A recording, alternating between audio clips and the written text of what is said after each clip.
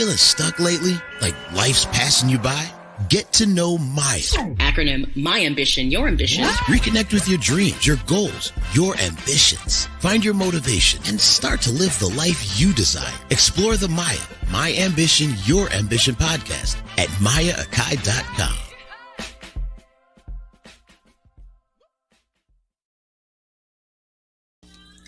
Namaste, everyone. Welcome to M.A.Y.A, My Ambition, Your Ambition, episode 20. I've made it to 20 episodes. That's such consistency for me because there was a time when I struggled with this and I had to take some time off. So I'm excited to hit 20, and I did it before the year was out. So that's good to hear. So if you are a first-time listener, viewer, welcome. I can say buckle up for safety. I'd like to say that M.A.Y.A, My Ambition, Your Ambition is a forward-thinking podcast that likes to tackle salient topics that are going to work to help you to get to the best version of yourself, which means pulling back that veil of self-doubt and self-sabotage that so many of us are actually plagued with, and help you to identify your ambitions and the motivation that you need to harness to get to that best version of yourself. And everything about the best version of yourself isn't about big, long-term goals. It's about the everyday living experience that M.A.Y.A is really invested in. So, of course, if you are a returning listener viewer, then you're familiar with that. Maybe you were right here with me at episode 20, or you might be back at episode 15. I got a lot of good feedback from episodes 18 and 19. People really like the topic. So wherever you are, remember the rule of thumb with M.A.Y.A is that you work at your own pace. So if you're back at 15, so be it. Thank you for tuning in. Go as it works for you. So, of course, you know where to find everything. You can find everything M.A.Y.A at M.A.Y.A.Akai.com, of course. And there's always a podcast resource that will go along with each episode. So anything I think that might give you more information about the topic is listed there. So you go to M.A.Y.A.Akai.com, click on the podcast resource tab, and voila, you can view it there. Also, if you happen to have a podcast, let's say, platform preference, well then, okay, you can go there too. You can always find me at iTunes, Google, iHeartRadio, and now I'm on Amazon Audibles as well, so you can listen to the shows there. And I'm on Spotify too, a couple others, Podcaster. There's so many different ones, but those tend to be the primary ones that most people connect to. Of course, hopefully by now you've gotten social with me. You can always find me at M.A.Y.A_Akai at Twitter and Instagram, as well as Facebook as M.A.Y.A Akai Presents. And of course, subscribe to my YouTube channel, M.A.Y.A Akai. You can watch all the podcasts there as well. So those are all the ways that you can get connected with M.A.Y.A and kind of dig into those past podcasts if you've missed any of them. So we're at episode 20, like I said, and this is going to be a really interesting one because I wanted to tie into something about holidays. So episode 20 is about the emotion and mindset behind money. And I'm going to actually have on a guest who's going to chat with us in a bit. Stacie L Daniels will jump on the show with me. She is a wealth strategist, insurance broker, national speaker, and a best-selling author. And she has a ton of energy.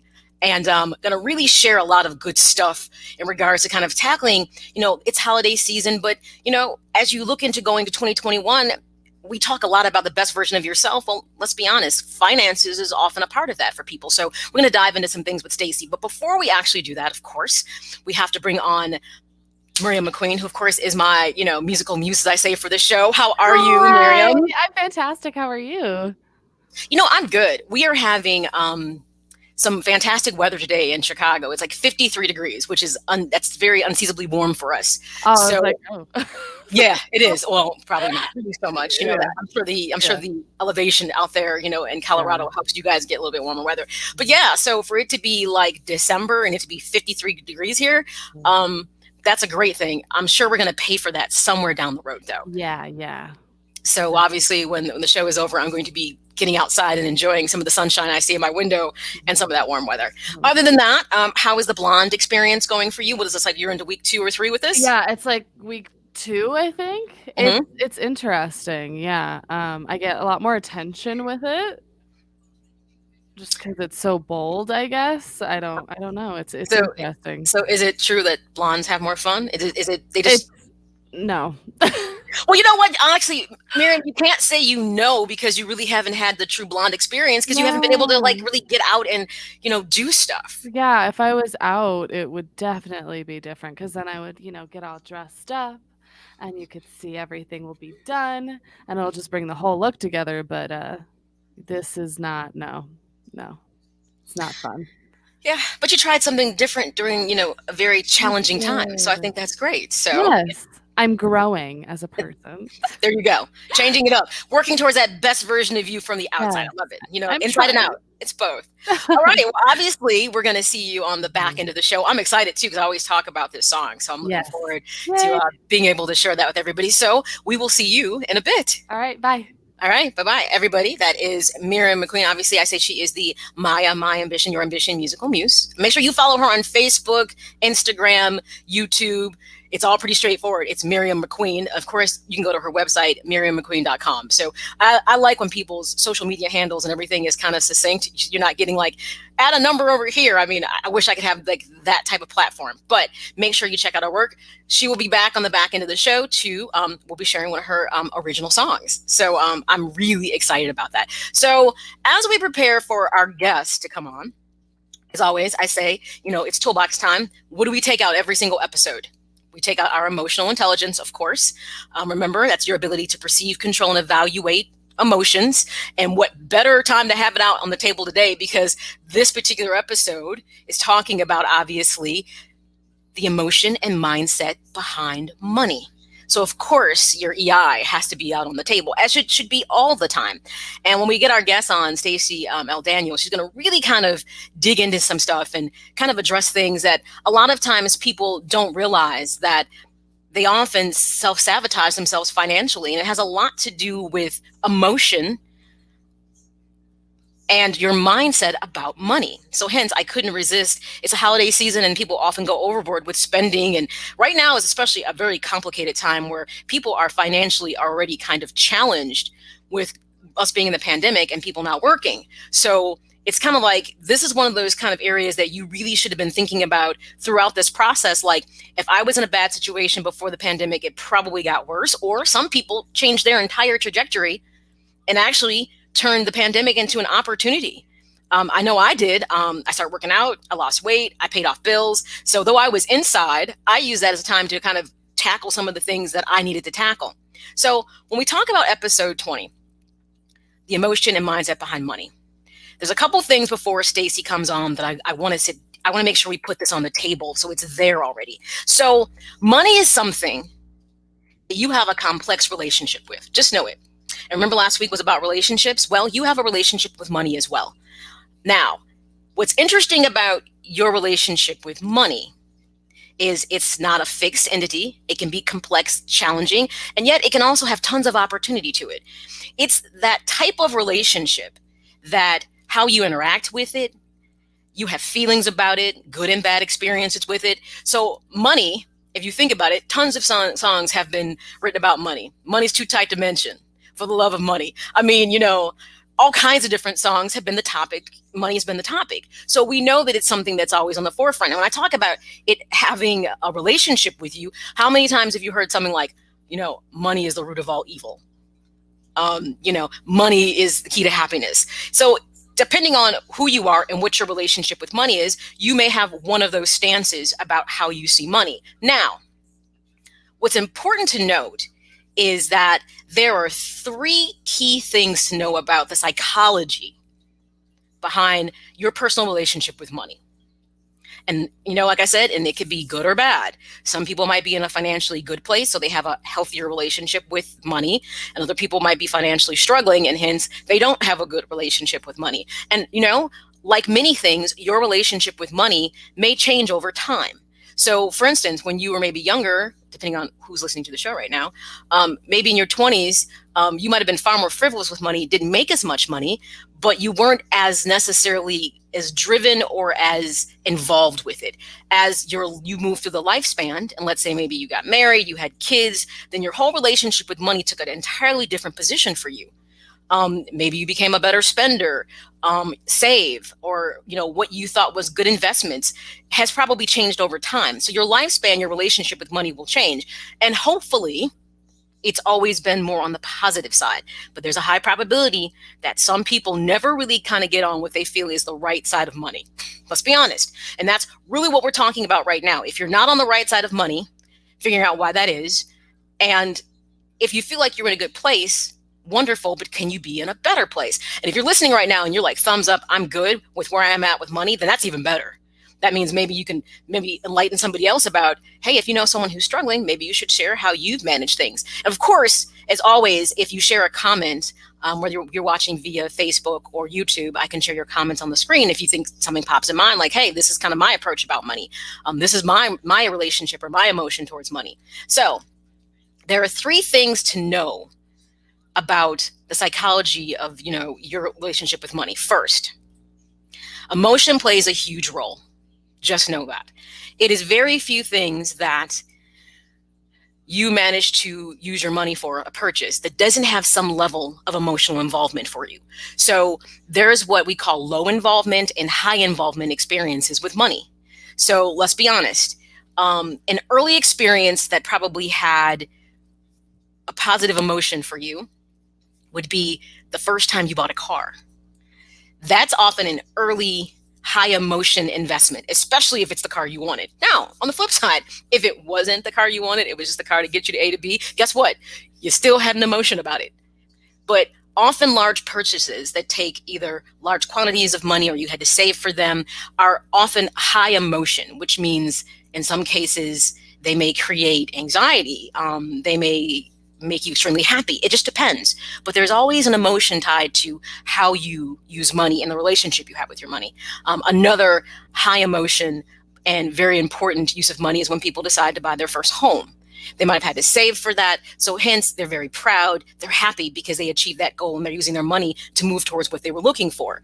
So on the flip side, some people can never seem to get to the place where they can achieve that goal, and they struggle because of their relationship of how they're using their money. So a second thing to keep in mind, and this is a really key one, especially with people who struggle with their relationship with money, anxiety and avoidance create a vicious cycle, which means when people tend to live paycheck to paycheck, 1, it creates anxiety, but 2, there's often an avoidance to maybe have to do some things that can change that. You can change your financial situation. Sometimes it's just really uncomfortable. It may mean sacrificing or not having things that you want.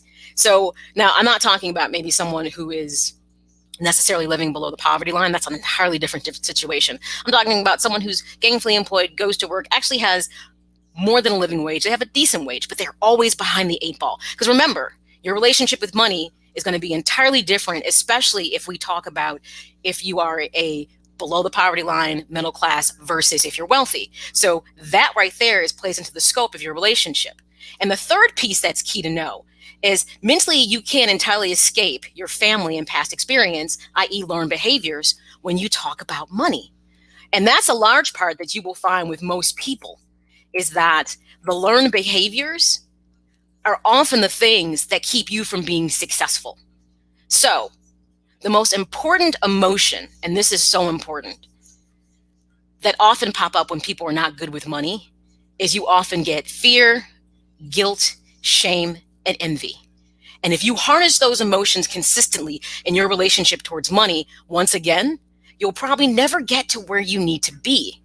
So if you want to change your trajectory and you want to have a better relationship with money that isn't immersed in anxiety and avoidance, and you're not feeling that fear, guilt, shame, and envy, then first you have to understand where your relationship with money actually began. That first time that you got up close and intimate and personal with money.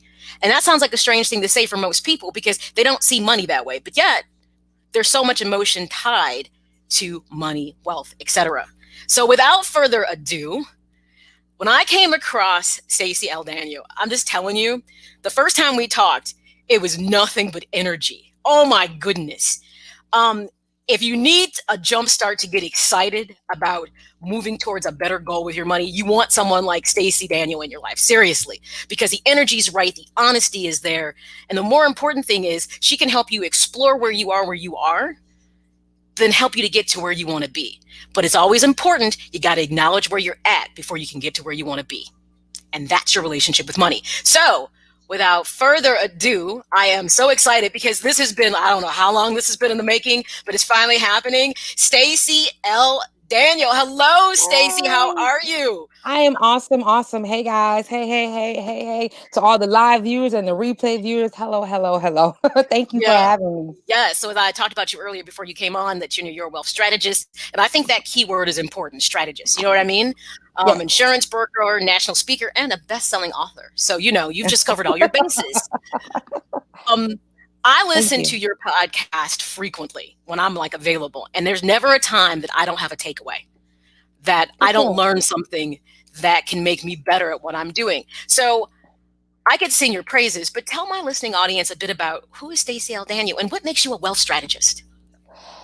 Well, thank you for the warm welcome and for the invitation. I'm so glad that we can connect. We did have a very enlightening conversation the first time we connected. It just really blossomed, and I don't know, we weren't on each other's radar initially, and so I do believe it was divine intervention. And we're local, we're neighbors too. So yes, but how I got into the industry and what is the definition of a wealth strategist is, well, I heard some of the things that you were mentioning earlier, and I was not raised talking about money. I was told, to go to school and get a college degree and, don't have a lot of children unless you're married, but don't have any children until you get married first. And make sure you wear clean socks and all of that just in case you go to the hospital, and a college degree will make sure that you go far. And that's what's going to differentiate you. But I didn't learn about budgeting and savings and credit and long-term financial planning and retirement and things of that nature.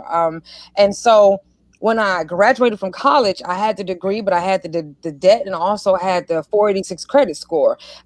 It took me and I didn't even know that I had the gift of gab. Lo and behold, that gift of gab, those financial failures, and me feeling less than, and then getting into an industry that teaches people about finance is what catapulted me to where I am now. I didn't know that God was directing my path and laying down those experiences so that I could be a transparent example to the people that I connect with. And so personal finance coaching, advanced wealth strategies, having an insurance policy more than just to take care of the people when you die, but so you can benefit as while you're alive and have an asset for safe investments. All of that I learned through $1 Million Roundtable mentors while I've been in the financial services industry. My business is financial motivations consulting and insurance services. I started in 2008 with just Stacie. You know what I'm saying? Stacie L Daniel. I've matriculated through the years, but only with guidance and learning. And I went through this period, an emotional roller coaster of being livid and then becoming empowered. And that's the goal I had with everybody I talked to. I was completely unhappy, livid actually, in so many different advanced wealth strategies and basic money concepts that I wasn't taught, didn't learn it at home, didn't learn it at school, didn't learn it on any campus that I've attended, didn't learn it in corporate America, and I didn't even learn it at church. All those 4 places that we expect to be able to equip us with what we need, and I didn't have it. And so I then decided to turn my business, turn my career, myself into a resource for those people who also want the same thing that we want, I wanted and didn't know that was available to me. And so a wealth strategist teaches you how all of you things that you were saying before, your mindset, your experiences, your patterns, your environment, nurture versus nature, your desire, your willingness, and your failures and your patterns and your emotional triggers all lead you to where you are right now. And not until you are able to positively reflect, not morbidly reflect on what you've done and where it comes from and your patterns, will you be able to change it. So I help people to realize where you are, how did you get there, and then where you want to be, and what path do we need to choose to get there. So I'm not a traditional life insurance agent, so we're going to sell you a term or a whole life policy. This is the policy that you need to have. I'll tell you how you can get where you need to go with the least amount of steps and the least amount of discomfort. And life insurance may be a part of that, but it's not the policy, it's the benefits. Like many people don't know, there's safe investments, but a lot of these only come under the umbrella of a life insurance policy. And so yeah, that's what a wealth strategy is. I'm not going to come in trying to pick a company, a carrier, a policy, or an endpoint for you. We're going to come together and we're going to have a strategy and a plan based on where you are, based on where you want to go. And it's individual. So. And that part is so key, because what's interesting, and you just said exactly, and I think when we first talked, we said, oh, well, you know what? Same boat. And all the places I moved as a kid, it was the one thing that was actually impressed upon me was saving. I remember actually going once upon a time to the local bank when they would have kids open up accounts and you had your little savings passbook. That part was discussed about, saving money. But that's it for me. But I mean, and like the conversation about good and bad credit was discussed, but not necessarily how you manage to get good credit, because so many people have bad credit. You know what I mean? So there were it's unacceptable to have bad credit. Okay, so this kind of gets into one of those first questions I would put out to you is, how do most people form their mindsets about money and wealth? And it's funny you said that, because you have a lot of people who believe it's acceptable to have bad credit, or it's kind of a circumstance based on that you're not wealthy or you're not making a ton of money, then that you should it's okay to have a negative or bad credit score. It is. So people form their beliefs and their willingness about money based off of, first of all, there's a habit that I always discuss. There's something in my eye, I've been trying to get it out. There's a habit that I always pick out and identify, and I help people to identify within themselves and then to overcome it. We ask people that we trust and we know about money, but they aren't necessarily qualified to give us the information. So you mentioned we have, the reason why we don't do things about our money is our shame and our guilt, things of that nature, and our envy. Those are the emotions that we have wrapped around it. And so, of course, if I've been making poor money decisions, and we know when we've been making poor money decisions, or if there's a gap in our knowledge, we see others and we realize we're always comparing. So we see others and we're like, oh, okay, I don't have that. I want to get that, but I also like what I'm doing. You know what I'm saying? So how can I get that and keep doing what I'm doing? That's what we actually be searching for, because of that self-awareness and that lack of willingness to stop, unlearn, and relearn.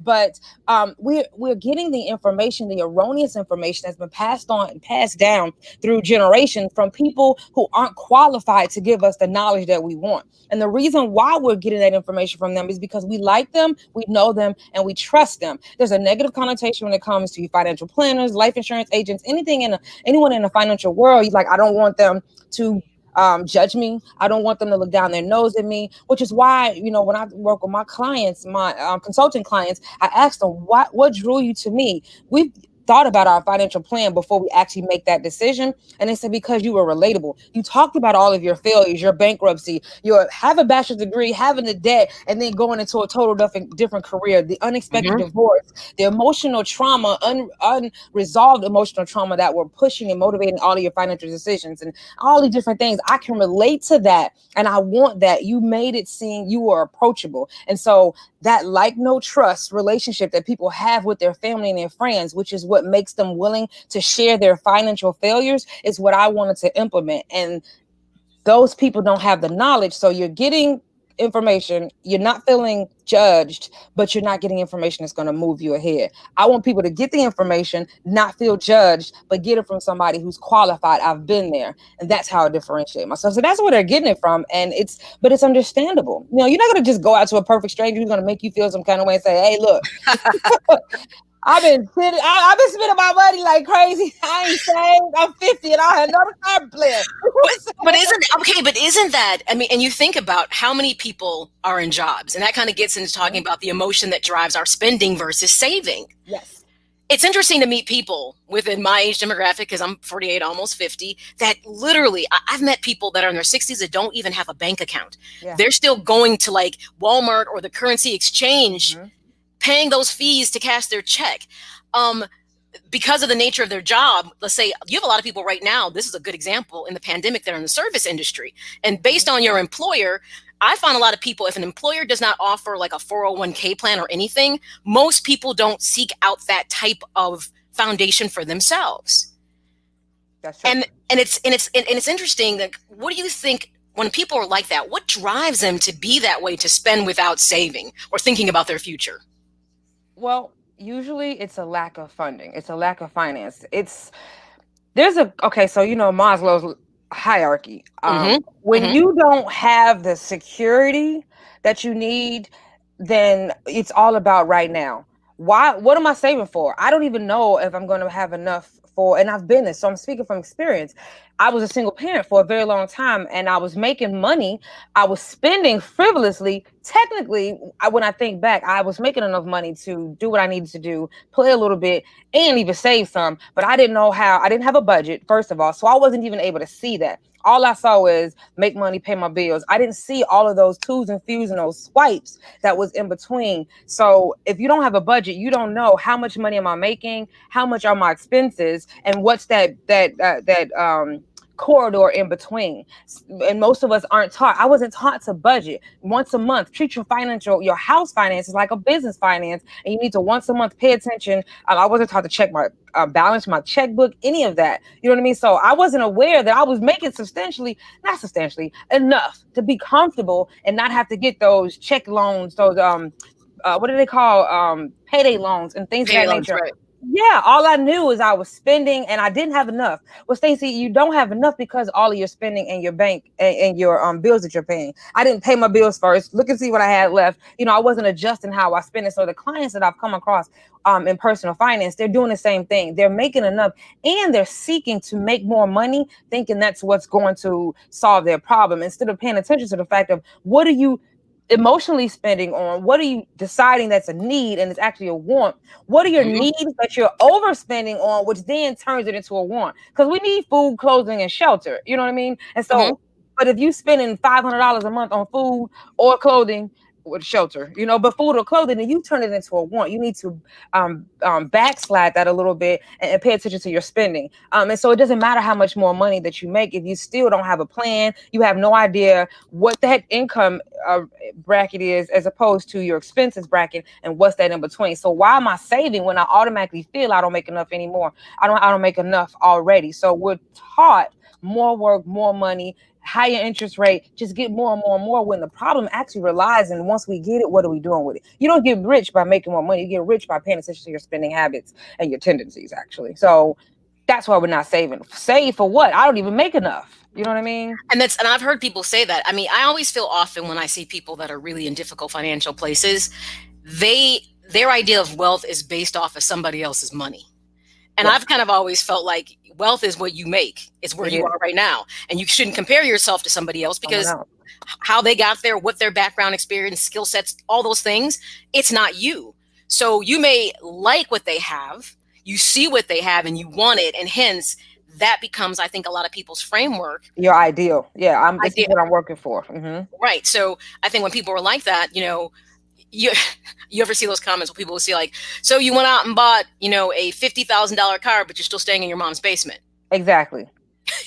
Exactly. No goals, no plan. You just see them with that car. You like how you feel based off of what they look like. And you want to feel, or you want other people to feel the same way when they look at you. That's what it comes down to. That's what it comes down. You want to be envied. You want to, it's called a dress. The term that I've heard is a dressed up garbage can. I spent a lot of money making people feel or think that I was more well off than what I was. And I was actually dying and drowning in debt because for whatever reason, the opinion of others matters more to us than the idea and the trust and the comfort and the security of actually being in a position. And many of my clients revealed to me that they felt the same way. I would go to trips with friends and, we doing a girls trip and we doing all of this, but I know that I already have this debt. You know what I'm saying? I already have this debt and I'm drowning, but yes, I'm going, yeah, girl. You know what I'm saying? One of the things I always talk about on the show, and we can kind of move into our next one too, about how these unhealthy or self-sabotaging mindsets, we're right here, about money can be addressed. But it's funny because one of the things I say consistently on my show, one of the worst sayings ever is fake it till you make it. You make it. Oh, no. That's creating a pattern. You're going to do that in every aspect, and you're going to be okay with the facade. And eventually, no facade you can keep up forever. And when it comes down to your money, it's not only a facade in front of people. People don't really care as much as you think they care about what you're doing. You're spending all this money we've heard this, spending all this money going to this debt to make people look at you a certain way, and you don't even like them. Or they're not even paying attention to you. It's all about our self-esteem and our self-worth. Why do I want to prop myself up to look a certain kind of way instead of actually being that way, or teaching my kids to be a certain way? So I see the question is, how can an unhealthy and self-sabotaging mindset about money be addressed? First of all, we have to talk to somebody that we trust so that they can help us become willing to say, I do have low self-esteem. I have still being controlled by the wreckage, the emotional wreckage of my past. That unhealthy and self-sabotaging, it's not just about money. It's individual. Like I tell my business owner clients, your drama, trauma, unresolved emotions from your past, we've all been through something, whether it's been divorce, health, financial failures, parents divorced, whatever it is, it still has emotional toll on you if you haven't addressed it. And that's what's being manifested in your finances and other areas. And then your ability, your unwillingness to say, I don't know, I need some help. Why is it that we feel like just because we've been successful in other areas of our lives that we have to know how to manage our money? I stayed in my financial troubles for so long because I was like, man, I have a bachelor's degree in computer science. I can completely rebuild a whole computer. I know I can figure out my finances. Why did I feel that way? Just that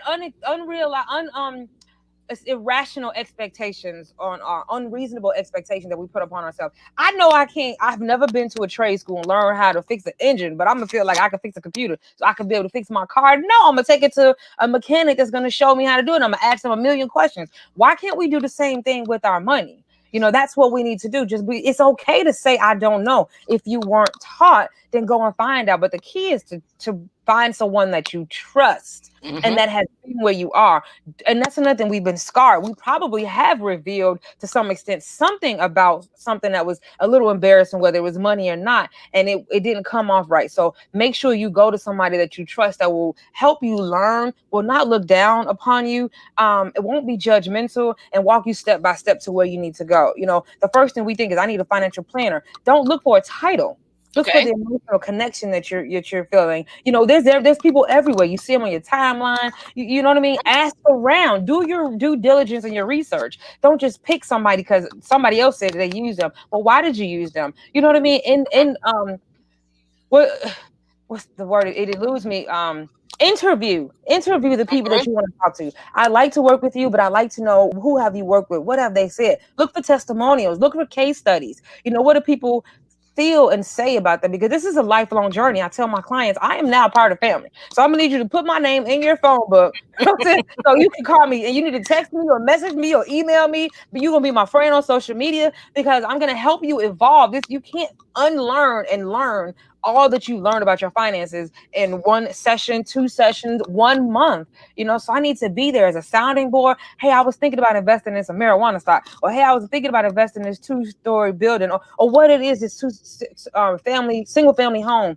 I'm not sure. Should I do that, or should I beef up my retirement? You know what I mean? And so have someone that that you can create a lifelong, or at least a long-term relationship with, and you will feel comfortable sharing those things about you, and that you will listen because you respect where they've been. You respect where they've been. So, and I think that is so key because, Stacie, what I think, like right now, I'll look on Facebook and I'll see all these people in different timelines about, we can repair your credit and this and that. And I'm like, how many of these people really, like, that's their background? I always feel like there's always something new that people are getting into, like life coaches. We can fix your credit. And I'm like, and I think people, if it sounds too good to be true, or if it seems like a quick fix, you probably should question it. Well, this is the thing. If I put a Band-Aid on it, it will fit and it will fix the problem. But fixing your credit, I have been connected with people who repair your credit. And it is true that you can, dispute and you can fix your credit. However, now that you have this clean slate and you have this credit score that you've been looking for, and you have no derogatory statements, what's going to stop you from for messing up your credit all over again? It all comes down to the question is self-sabotaging mindset and unhealthy choices. These are the choices. This is the person that's making those choices. It doesn't matter the money in my bank account. Successful making money, having clients, in church, married. Next thing I know, I was going through an unexpected divorce. I was the one who liquidated my assets. I was the one who went on a spending splurge and took my son on a cruise at 16 years old twice in 1 year, and he needed to be in school because I was spending to make myself feel better. Until we have healthy ways of handling our emotions, we will continue to manage our money in the same way. So whether that's gambling, whether that's spending on women to make ourselves feel better, whether that's shopping, whether that's whatever it is, that self-sabotaging mindset and unhealthy choices is based on our responses to emotional triggers. And money is what is coming out to. Our emotions, our mindset, our feelings, our past is directly connected to our bank account. And so until we learn how to manage that, I call it being hijacked by your emotions. Something's going to emotionally hijack you, and the first thing you're going to do is try to alleviate that. And that's going to be either indirectly or directly connected to your bank account. So yeah, fix your credit. Yeah, get a life coach. Unless you're going to listen and it's going to be long term, you're going to have to unravel those deep rooted roots and figure out what's an alternative to what I've been normally doing when I feel this way, and talk about it. Then it's going to be back to the same way eventually anyway, and it's just going to manifest in another way actually. So that's usually the case. So we're probably in one of the most challenging times right now, just from obviously the pandemic. We have social unrest, and then we get to the end of the year and it's the holiday season. And for some reason, when people get to Christmas, they are willing. I heard a person say the other day, well, if I have to take out a loan to make sure Christmas is good, I will. And I looked at them and I said, why would you put yourself in debt? Why would you do that? And she's like, because, I don't want my kids to not have Christmas. And I thought, well, isn't this time that you sit down with your kids and you have a conversation so they understand some things? And she just looked at me like I had three heads, but she was serious. Really? Like, I'm like, if you think but the thing is, your kids right now, they know something's going on in the world. No one is, unless they're really small, they know something is going on. So if you have to make an adjustment and you can't give them the Christmas that maybe you couldn't even afford all the Christmas before. So what would you tell somebody, and it might be a little late in the game, but maybe they can put this on the deck for 2021. What would you tell someone how to navigate holiday spending? It's funny that you asked this because I actually have a course for this. But the thing is, the example that you just gave is the perfect example to what I described earlier. I spent a lot of money to make others feel I was in a better position than what I was. I cared more about the facade and the opinion of others than I did about actually fixing the problem. And so we want our children to look at us in a certain kind of way. And so we want other people to look at our children in a certain way, because then it's a reflection of us. You know what I mean? I'm doing good and my kids got what they need. And so we doing good. We banging over here, even though we drowning in debt. You know what I'm saying? It's a whole show going on. I need the parents and the teachers and the friends. All y'all need to look at us and envy, when really I am drowning and I am dying. And we value ourselves on the opinion of others. So again, it's low self-esteem and it's low self-worth. That's what the root is. But a lot of people I got good self-esteem. I love myself. Really? Well, just like obesity. If you are obese, that's a form of self-hate. You know clearly that you are causing unnecessary health concerns and shortening your life and things. And I was obese and I'm in the process of losing weight now. I had to shift my mindset on that. I used to smoke cigarettes. I used to drink a lot. All these different things was band-aids for me feeling better, until I had to realize there was some deep rooted. I was adopted. And so I had some abandonment issues, and everything stemmed from that for the rest of my life. All of my choices was motivated by that. And I didn't realize that I felt unwanted and unworthy. So I went through far extremes to make sure everybody else wanted me or thought I was good enough for them to want. So then I can say, I don't want you. You know what I mean? It was just a mind streak that we would play on ourselves. It's really how it goes down. So once you finally realize, maybe I need to start doing some journaling. Maybe I need to start looking at, and journaling will help you to look back on what you've been through. Maybe I need to start looking at my bank account and my credit report and look at your bank account and your credit report and your credit score will show you those times in your life when you have some tumultuous events going on. It'll go up and down, up and down. But that's how you can start to heal the actual problem. But now that we're in the middle of the holiday, Black Friday has already passed. You may have already gone into debt, and I'm not going to say that's fine, but I will say no more but reflection. Let's go ahead and pay attention. Identify that there's some things going on within me that is making me spend my money the way it is. Why am I okay with putting myself in more of an uncomfortable position when I'm already unhappy with where I am right now just to make people feel good? So I need to talk to my kids, and I need to sit down and let them know it doesn't mean that mommy don't love you or daddy doesn't love you, but we have to make some shifts in order for long-term results. And so you really do have to learn on your own and then teach your children about delayed gratification, about comfort, about security, about we can find. It doesn't mean right no and not now doesn't mean never. Right now we have some other things that we need to take care of, so we can go ahead and have Christmas in July, or we can go ahead and have many little Christmases in the first quarter, the second quarter, and the third quarter of next year. Spread it out a little bit, you know what I'm saying? So you can save up. So, and they're like, oh, I got Christmas. It's not going to be the same, but you teach them it's okay to be different. It's okay. We don't have to do what everybody else is doing if it makes us uncomfortable. So you don't have to sit down, depending on the age of your children, and tell them about debt and all this other types of thing. But you can just say we need to implement some things that are differently according to our household, and help them to shift their perspective and reduce that expectation of being like everybody else. And then once you get to that point, you're able to have that comfortable conversation first with your spouse, and then as a family unit, then you need to create you a plan. Guess what? Christmas, holidays, birthdays come every year. And this is described in more detail in my course, but Christmas, birthdays, and holidays come every year. If you're working right now, for the most part, as long as you don't get laid off or fired, what your income is going to be throughout the year. The holidays, the Christmas, the anniversaries, the birthdays. So why don't you start to put open up an additional account? You can do this at credit union or any account. They have these Christmas accounts, but you can do your own, guys. And you can say, okay, well, each month I think I want to put away $250. $250 multiplied by 12 will give you enough. But at least each month I have this little account put aside, or $100.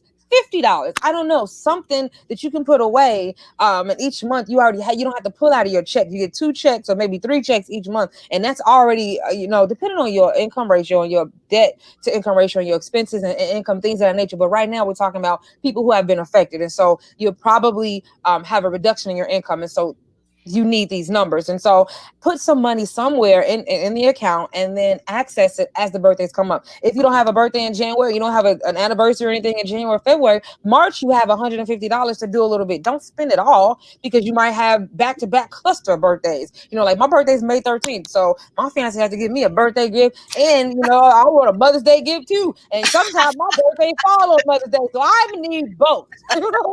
My son's birthday is Christmas Eve.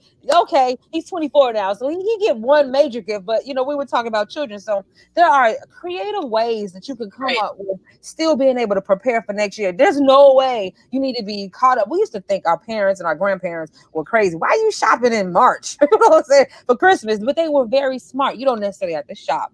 Just start realizing, do a plan and see, well, whose birthday falls on what, when is it going to be a strain? Okay, well, maybe I need to financially prepare now so that I don't have to expect to pull so much out of my immediate check then, and then also I have to always put this as, and this is an asterisk, if you're at that point, find a way that you can make some additional money. God gave you gifts and skills and talents, and it's with social, I just bit my tongue. With social media, there's just too many different opportunities for you to find a way to monetize what you've been through and who what you've experienced, some of your wins, some of your failures, to help somebody else to avoid where you've been in. And no, I don't help you create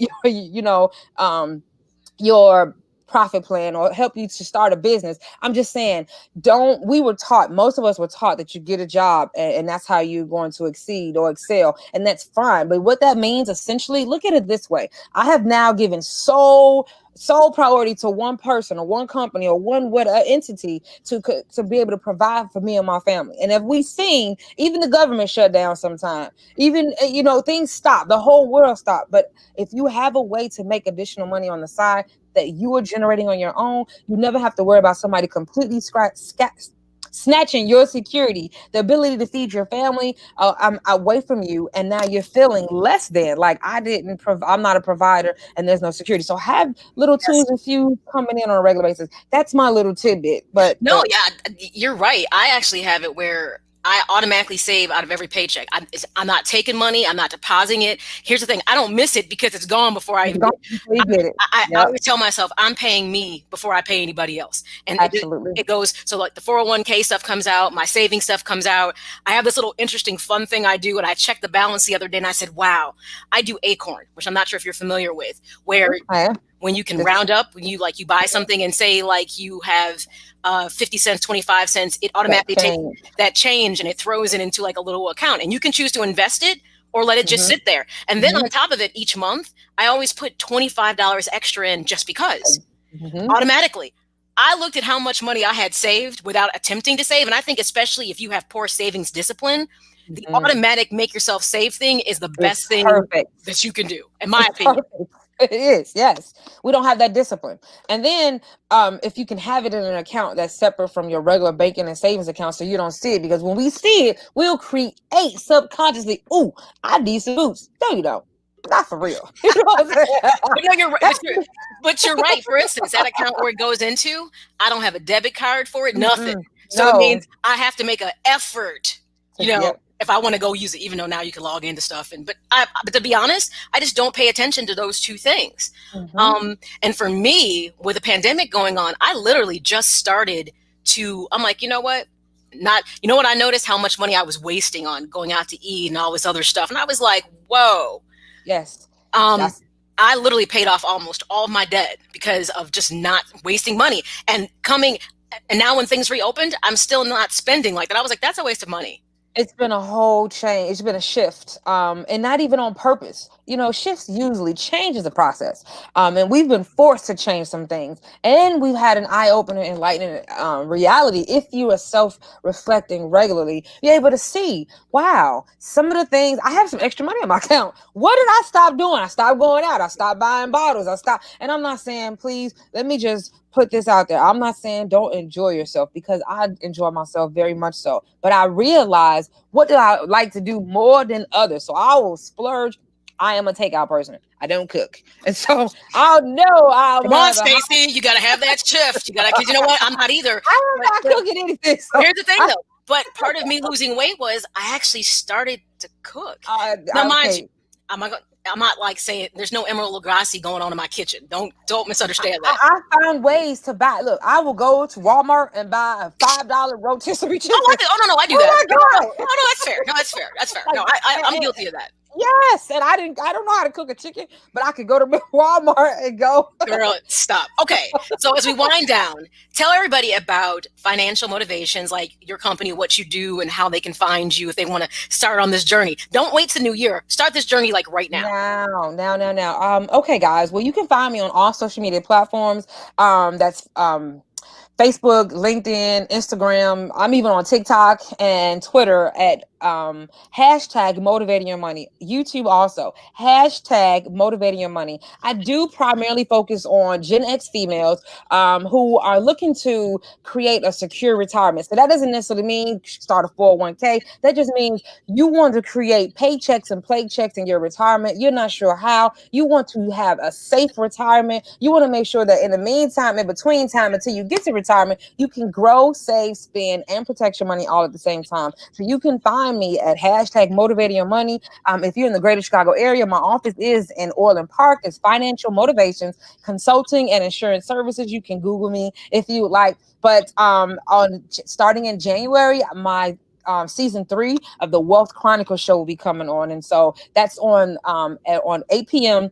on Wednesdays on my Facebook business page, 8 p.m. on Wednesdays. And we talk about, I have all types of guests coming in. And so what we do, guys, I want you to come and learn and listen, hear our trials and tribulations and our wins and victories so that your life will get better. Again, we tell you all about our business so your life will get better. And that's Wednesdays at 8 p.m. starting in January, the Wealth Chronicle show. Okay, you just said a term that I think I'm now in love with. Your play check. Yes. Oh my God. Paychecks and Play- paychecks and retirement, Okay. guaranteed monthly, all throughout lifetime. People don't even know it exists. I told you, I'm an insurance agent, but I don't sell insurance products. I sell the solution and the desires and the security that you can only get in a carefully crafted insurance product that most of us didn't even know about. So, well, I'll be calling you because I just I had an experience that I was very unprepared for. I'm like, but it doesn't matter. 2020 is hindsight. All right. As always, the energy was great. This has been great. I know people got some takeaways from this. I'm sure they're going to reach out to you. Good stuff. And thank you for carving out some time to come on the show. You're absolutely welcome. Thank you for inviting me. Thank you. Thank you. Come on, come all. Questions, inquiries, or just watch the show, guys. I'm available. Alrighty. All right. Till next time, Stacie. Have a good one. Bye. Thank you. Alrighty. Mm-hmm. Stacie L Daniel. I'm telling you guys, you saw her energy. And when she talked about that relationship piece, that's key. Because when you want to talk about money with someone, when you want to trust someone, when she said interview people that you want to work with, that you're going to add into, remember we talked many episodes about having that life raft, those people you put in there that are support networks for you, that's key. So you want to make sure it's someone that you trust, that they're authentic, that they know what they're talking about. It's all key. So if you tune into her show on Wednesday, I'm gonna tell you something. Every time I watch it, and I've done some things I was like, okay, that was smart because of some nuggets that she gave me. So definitely tune into her, like I said, on Wednesdays 8 p.m. On her Facebook page. Good stuff. All right, as you know, we wind down the show every time with my musical muse, Miriam, who's been sitting in the wings. All right, so what did you think about this episode? Because you're in that young demographic that she kind of talks about. Yes. I would like to say I'm really great with my money. I always have been. It's just something, it's by accident, honestly. But it was really nice to hear everything that she had to say. So let me ask you this then. Why do you think you've always been you didn't say just good, you said great. I'm good. No, seriously, where did you get that from? I think it's the motivation to not struggle. Mm-hmm. That financial anxiety, like what she was talking about, financial anxiety is so a huge thing for me. And I think it's because I avoid that anxiety. Okay. But at the same time, it's because I'm dealing with it. Gotcha. I'm trying to get away from it. So in order to deal with it, I'm like, I need to be good with my money because I don't need to add that as another thing on my plate that I'm anxious about, Would you say that that kind of attitude comes from your family? Do you think that you kind of watch what your parents did and hence, not that, I don't think a lot of parents sit down and talk to their kids about money. So we either just do the eye test and we see kind of where our parents are and we tend to emulate it and maybe insert some of our own things into it. Or would you kind of say, well, maybe not. I just kind of don't like the idea of financial angst. So, I'd say it's a little bit of both. Okay. I would say it's both. I wouldn't say it's completely based off of my parents, but I took some things and then I just was like, I need to do it myself. I'm excited because this song we're going to do today is actually one of your original pieces, and I really like this song. The first time I heard it, I'm like, it just resonated with me. Oh my God, it resonated with me. So tell us a bit about the song, and we're actually going to see the video. Yes, you are. I'm really excited. It's called Time is a Bomb, and I sat down and I wrote it because I was thinking about the stressors in life. The big ones, time, you're getting older and you can't really stop that. Money, obviously, is a big stressor as well.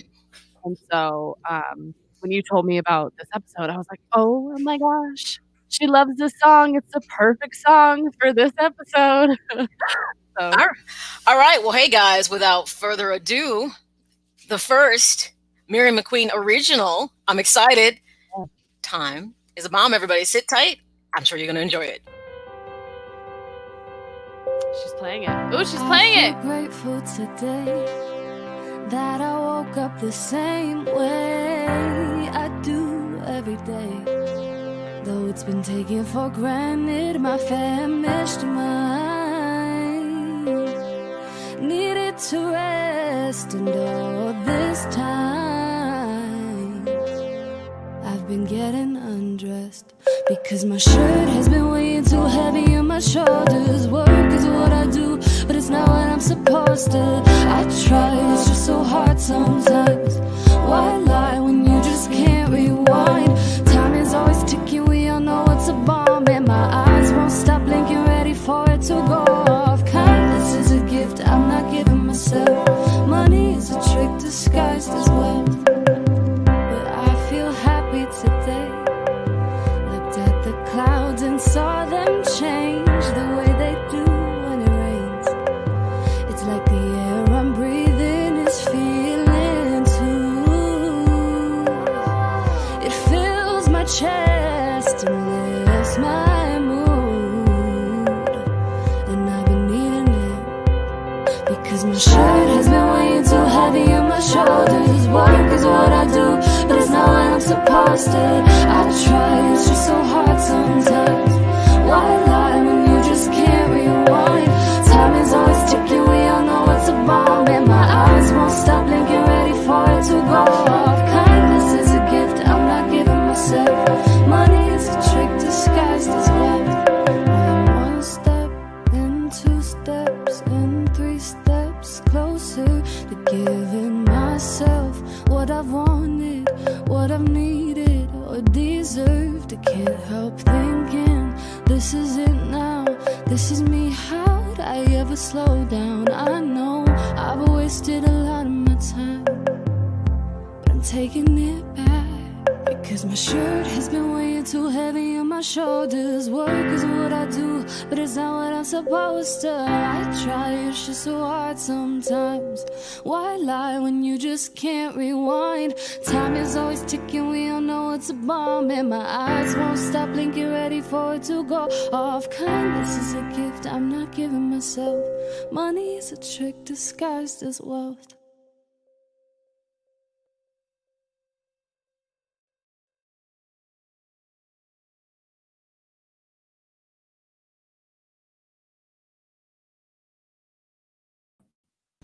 Whoa! See? Love it, love it, love it. Miriam, I just love that song. Dude, honestly, it's one of my. There's just so much that you say in it that I think is important.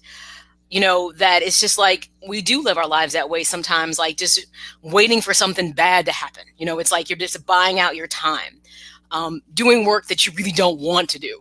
You know, it just addresses all those things. To have such insight at such a young age.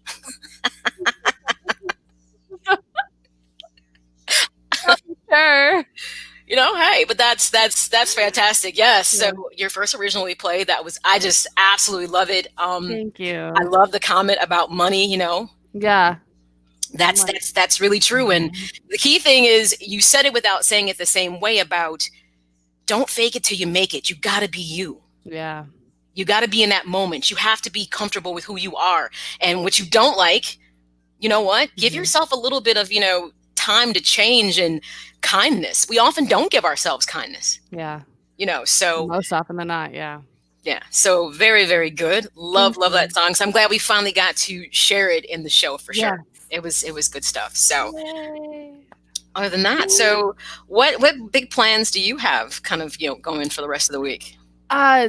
Just same old work, going home, doing music, work. Like, so it's like going to work, music, repeat, you know, sleep, repeat. Sleep, repeat. That's kind of like how I feel like a lot of people have been.